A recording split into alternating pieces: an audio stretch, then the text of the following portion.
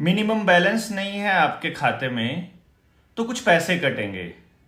आपने एटीएम का ज्यादा उपयोग कर लिया तो पैसे कटेंगे। आपने एसएमएस की सुविधा का ज्यादा उपयोग कर लिया तो पैसे कटेंगे। कितने पैसे कटेंगे ये डिपेंड करेगा बैंकों के ऊपर कि प्राइवेट बैंक है कि वो अपने आप को सरकारी कह रहा है। आपकी जानकारी के लिए बता दें कि आरबीआई भी एक प्राइवेट बॉडी है और कोई भी बैंक सरकारी नहीं है। आज के दौर पर आपको मालूम होना चाहिए। और आरबीआई का तो गठन ही अंग्रेजों ने किया है, ये तो आपको मालूम ही है 1934 के अंदर। और 1934 में उन्होंने ये कहा है कि ये अपने देश की भलाई के लिए है। और उस टाइम 1934 में अपना देश कौन सा था, सरकार कौन सी थी? तो दी सेंट्रल गवर्नमेंट कौन सी है जो आपके बैंक नोट के ऊपर लिखी हुई है? आपके 1 रुपए के नोट के ऊपर तो भारत सरकार लिखा हुआ है और आपके बाकी के सारे नोट के ऊपर रिजर्व बैंक ऑफ इंडिया लिखा है। और रिजर्व बैंक ऑफ इंडिया के नीचे पतली सी एक लाइन लिखी होती है, केंद्रीय सरकार द्वारा प्रत्याभूत, या फिर अंग्रेजी में लिखी होती है guaranteed by the central government. तो वो सेंट्रल गवर्नमेंट कौन सी है? वहां पर भारत सरकार लिखने में ज्यादा स्याही लगती थी क्या? तो फिर संविधान के अंदर इस बात का जिक्र क्यों है कि union not central government? Bharat की जो सरकार है वो यूनियन गवर्नमेंट है। भारत की सरकार रिपब्लिक ऑफ इंडिया है, गवर्नमेंट ऑफ इंडिया है, लेकिन सेंट्रल गवर्नमेंट नाम की कोई चीज नहीं है। अब कितने पैसे कटेंगे? मिनिमम बैलेंस अगर आपने नहीं रखा है अपने खाते में तो 2018 से लेकर 2023 तक कुल 21,000 करोड़ रुपया काटा गया आपके खातों से। अगर आपने एटीएम का ज्यादा उपयोग कर लिया है तो 8200 करोड़ रुपया, जो मैंने 21,000 करोड़ रुपया बोला है, अभी 8200 करोड़ रुपया, 8,200 करोड़ रुपया काट लिया एटीएम के उपयोग से। और एसएमएस का अगर आपने सुविधा लिया है तो उसके लिए आपको टोटल पे करने पड़े हैं 6,200 करोड़ रुपया। ये बात वित्त राज्य मंत्री डॉक्टर भागवत कराड़ ने संसद में लिखित में जवाब देते हुए बताया है। अब आपको जानना होगा कि ये जो पैसा है ये किसके खाते से कटा है। सीधी सी बात है, जिसने बैंक में खाता नहीं खुलवाया उसके खाते से नहीं कटा है। और जो मोटी अमाउंट कमाते हैं, जो बहुत पैसा कमाते हैं, उन्होंने भी ये पैसा नहीं कटवाया है, क्योंकि उनका खाता भी कभी मिनिमम बैलेंस के लेवल पर नहीं जाता है। कोई आदमी जितना कमा रहा है उससे ज्यादा खर्च कर रहा है, ये केवल मध्यम वर्गीय परिवारों में ही होता है कि कई बार खर्चा इतना ज्यादा हो जाता है, कोई अचानक से खर्चा आ गया, बच्चे की पढ़ाई का खर्चा आ गया, कोई एडमिशन का आ गया, कोई किताब गुम हो गई, कोई फोन गुम हो गया, तो बजट से बाहर चीजें चली जाती हैं। और जब चीजें बजट से बाहर चली जाती हैं तो उस व्यक्ति को अपने खाते से पैसा निकलवाना पड़ सकता है। तो जो क्वार्टरली बैलेंस मेंटेन करना होता है 3 महीने में, वो कई बार वो नहीं कर पाता, क्योंकि जब तनख्वाह आती है आते ही वो खर्च हो जाती है। तो एक मध्यम वर्गीय परिवार जिसका घर भी नहीं चल रहा है क्योंकि उसे बैंक से पैसे निकलवाने पड़ रहे हैं, अब तो हर पैसा ट्रांजैक्शन जो है, हर जो ट्रांजैक्शन है उसको उन्होंने ट्रैक करना शुरू किया है ना। तो वो कह रहे हैं कि बैंकों के थ्रू ही होगी, यूपीआई आईडी के जरिए होगी, आप कैश नहीं रख सकते हैं, कैश हैंडलिंग चार्जेस आपको अलग से पे करना पड़ता है। उसका तो मैं जिक्र ही नहीं कर रहा हूं। अगर आपने अपने अकाउंट में कैश ज्यादा जमा करवाना और निकलवाया है तो उसका भी पैसा कटता है।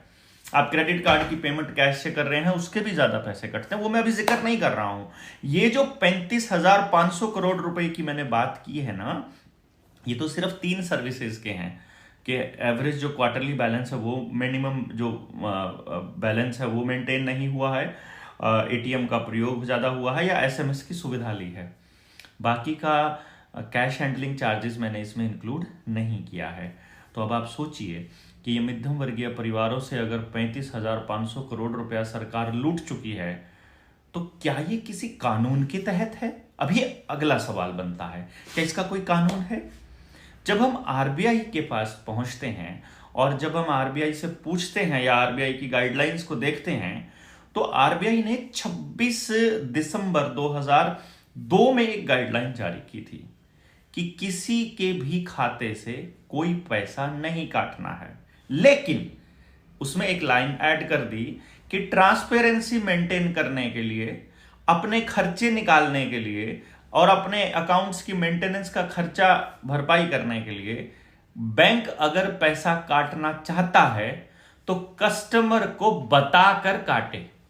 यानी अगर आपके पास एक चिट्ठी आ जाएगी, आपके पास एक एसएमएस अलर्ट आ जाएगा कि कल से आपका इतना पैसा कटा करेगा, तो अब आप कुछ नहीं कर पाएंगे।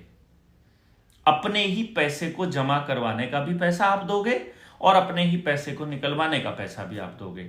लेकिन अगर आप ट्रांजैक्शन कर रहे हो चेक के जरिए, आप ट्रांजैक्शन कर रहे हो अगर मतलब कैश ना हो जिसमें इन्वॉल्व, मतलब एनईएफटी करवाना हो, आरटीजीएस करवाना हो, आपको मतलब पेमेंट जो है वो ऑनलाइन ट्रांसफर करनी हो, तो फिर आपसे कोई पैसा नहीं लिया जाएगा। लेकिन अगर आप कैश में डील कर रहे हो कहीं पर भी, तो आपसे पैसा कटेगा।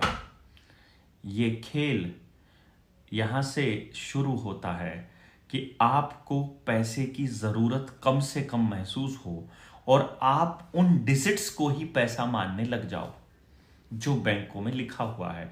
और धीरे धीरे जैसे 2000 का नोट गायब हुआ, वैसे ही 500 का नोट भी गायब हो जाए, वैसे ही 100 के पुराने नोट भी गायब हो चुके हैं, वैसे ही धीरे धीरे बाकी के नोट भी गायब हो जाएंगे। आपके पास छुट्टा नहीं मिलेगा। देखिए ना, 500 का नोट मार्केट में रहेगा क्योंकि 500 के नोट की जरूरत रहती है। नीचे से छोटे नोट गायब हो जाएं, अगर 10 का, 20 का, 50 का और 100 का, तो आपको खुले पैसे रखने में दिक्कत होगी। अगर आप खुले पैसों का निपटारा करना चाहते हो तो आपको यूपीआई से पेमेंट करनी पड़ेगी। जब आप यूपीआई से पेमेंट करने लग जाओगे तो आप डिजिट्स को ही पैसा मानने लग जाओगे। जब आप मोबाइल से पैसा ट्रांसफर करोगे और जब आप डिजिट्स को ही पैसा मानने लग जाओगे तो ये उस डिजिट्स को ही सीबीडीसी में कन्वर्ट कर देंगे, और सीबीडीसी में जब रुपए का नाम बदलकर ई रुपया रख देंगे, और फिर रुपए के पीछे जो स्टैंडर्ड है उसकी डिमांड आप कभी नहीं कर पाओगे। और जितने लोगों का जितना कर्जा होगा उसको उतने ही क्रेडिट स्कोर में डाल देंगे, और उसी का नाम होगा सोशल क्रेडिट स्कोर। अब ये बात आपको समझ में अगर नहीं आ रही है तो आपको क्या समझ में आ रहा है? ये समझने के लिए क्या, इसके लिए बहुत बड़ा दिमाग लगाना पड़ेगा। ये बहुत कॉमन सेंस की बात है, ये बहुत पहले बोल चुके हैं कि हम सीबीडीसी लेकर के आने वाले हैं और उसको कोई नहीं रोक सकता है। लेकिन हम क्या कह रहे हैं, जनता सरकार मोर्चा वाले, इसको देश की जनता रोक सकती है। अगर देश की जनता को यह पता चल जाए कि असली धन क्या है, ये डिजिट्स के बदले आपकी मेहनत को आपसे ले रहे हैं। आप सुबह से रात तक पागलों की तरह काम करते हैं और फिर आखिर में इनके खाते में ट्रांसफर करना पड़ता है आपको। चाहे कंपनी हो कोई भी, घर में जितना सामान आ रहा है सब कंपनी का आ रहा है, घर जीवन में जितना काम हो रहा है सब कंपनियों को जा रहा है, तो जितना भी पैसा हम कमा रहे हैं वो सब कंपनियों को जाके ट्रांसफर हो रहा है, और आप उसे क्वालिटी लाइफ बोल रहे हैं। क्वालिटी लाइफ होती है आप प्रकृति के कितने नजदीक हैं, आपका मिट्टी से कितना गहरा संबंध है, आपका अपने लोगों से कितना संबंध है, आप दिन में हंसते कितने हैं, आप खुश रहकर काम करते हैं, आप समाज में रहते हैं कि समाज से कटे हुए रहते हैं। आपके ऊपर टेलीविज़न का, स्क्रीन का, फिल्मों का या मोबाइल का कोई भूत सवार तो नहीं रहता है। कहीं कोई वर्चुअल रियलिटी तो आपके दिमाग के ऊपर हावी नहीं रहती है। कहीं आपको कोई अननेसेसरी की चीज़ों का डर तो नहीं लगा रहता है। तो फिर आपकी ज़िंदगी खुश नहीं है।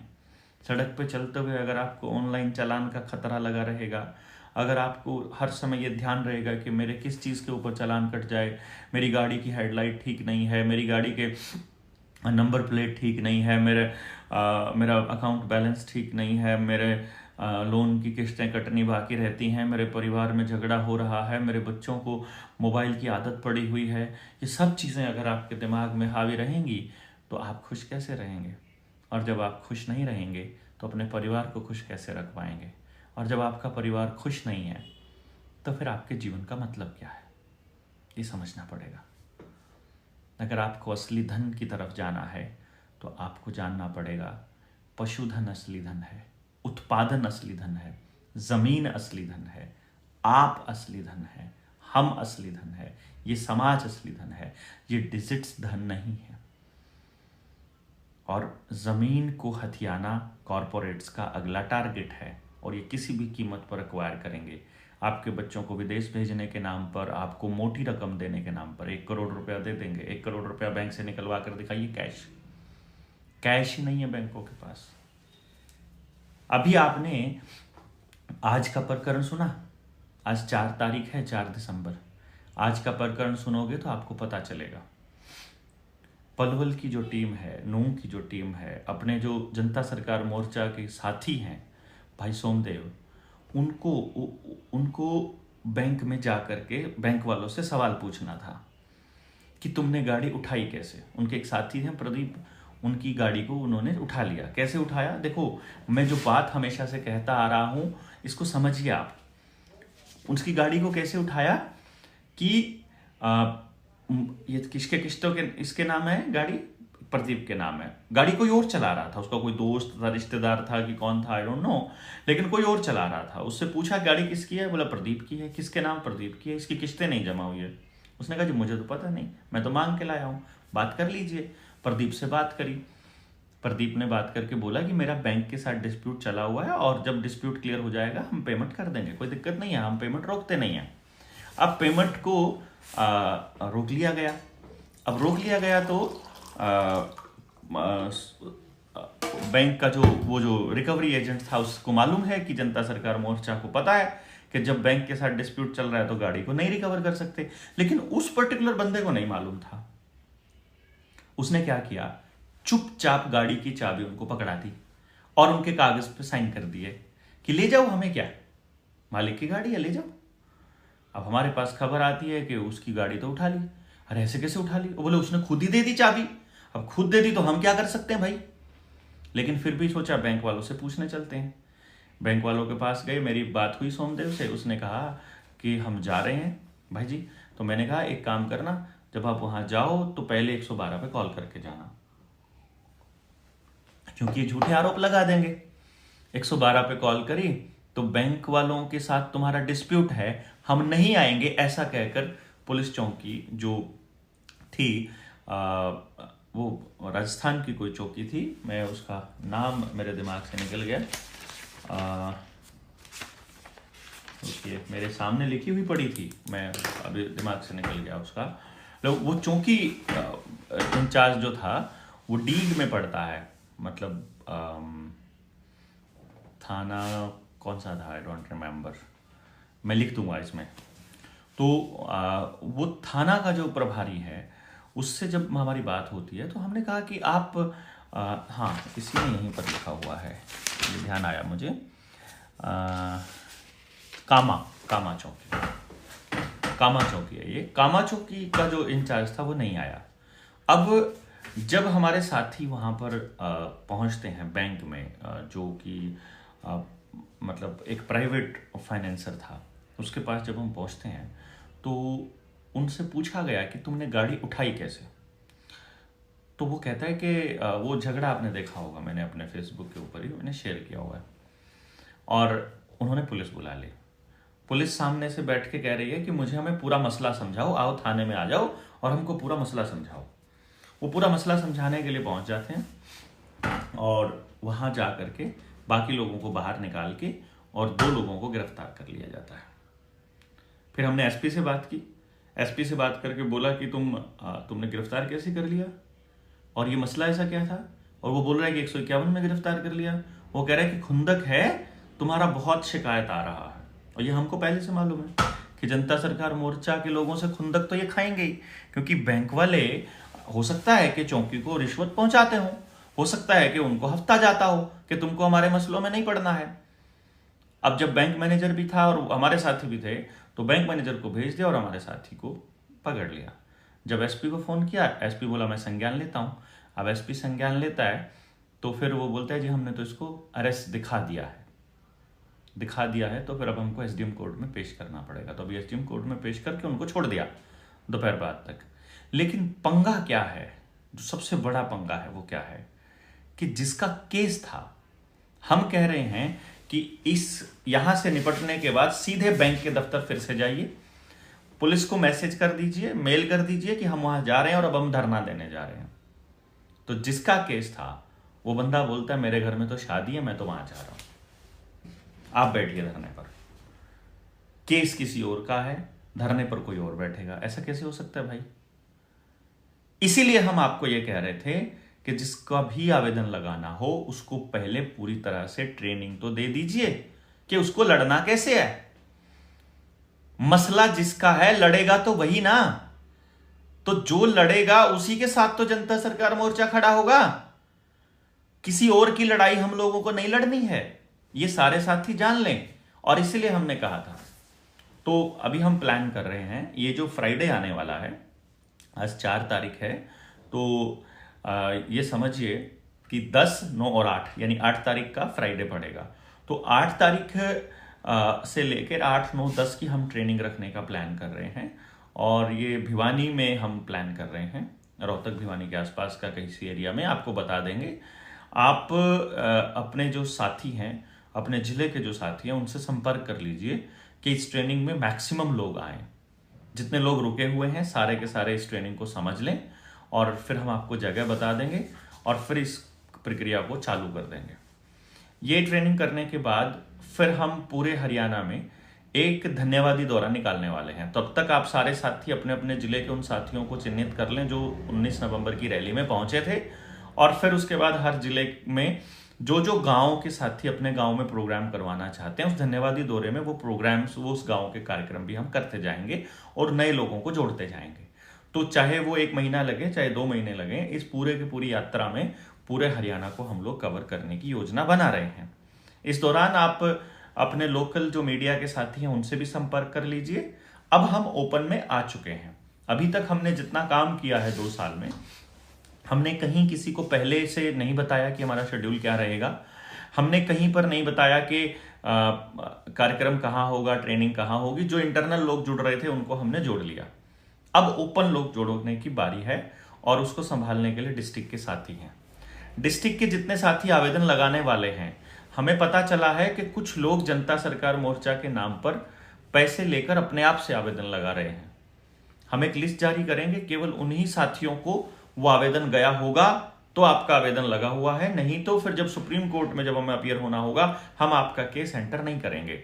ऐसे ही घर में बैठ करके आवेदन कोई भी तैयार कर लेगा, अगर पिछले किसी की आवेदन की कॉपी देख करके, तो वो आवेदन को हम साथ नहीं लगेंगे उसके, सीधी सी बात है। क्योंकि चोर लोगों के साथ लगने का काम अपना नहीं है, तो समाज के साथ खड़े होने का काम है। अभी तक हमको जो 19 नवंबर की रैली तक का है उसका कुछ अभी बैकलॉग पड़ा हुआ है, कुछ पेमेंट हम पे नहीं कर पाए हैं। तो उसके लिए वक़्त फाउंडेशन का जो अकाउंट नंबर हमने दिया हुआ था, जो साथी पे कर सकते हैं वहाँ पे कर दीजिए सहायता राशि को। और जो भी आवेदनों से जो भी आप लोगों ने हमें सहायता भेजी थी, वो सब सहायता राशि तो ऑलरेडी बहुत पहले ही खर्च हो चुकी है।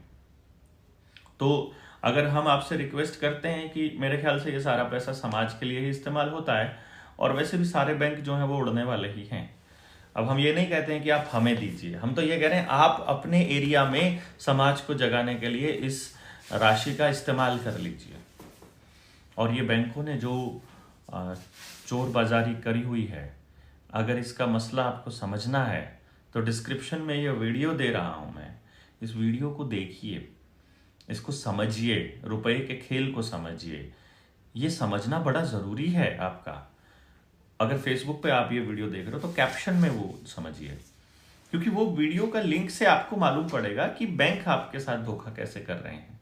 जब तक आपको ये पता ही नहीं चलेगा कि वो रुपया किस तरह से फर्जी और हम आवेदन क्या लगा रहे हैं, तो आप इस लड़ाई को भी नहीं समझ पाएंगे। तो आपसे गुजारिश है कि ज़्यादा से ज़्यादा संख्या में लोगों को जोड़िए और ट्रेनिंग के लिए लोगों को बताइए, और आपके ज़िले में जिसका कार्यक्रम है उसका आवेदन, उसके लिए आप भेज दीजिए मैसेज पे लिख करके। और मिस्ड कॉल के लिए आपको नंबर दिया ही था 9518170000, जनता सरकार मोर्चा से जुड़ने के लिए। टीम के कुछ साथी हैं जो बहुत काम कर रहे थे, तो अभी वो आपसे संपर्क करना शुरू करेंगे, आपको आपके जिलेवार ग्रुप्स में जोड़ना शुरू कर देंगे, और बहुत जल्दी हम लोग जनता से जुड़ करके अगले स्टेप की तरफ बढ़ेंगे। धन्यवाद, बहुत बहुत शुक्रिया। जय हिंद, जय भारत।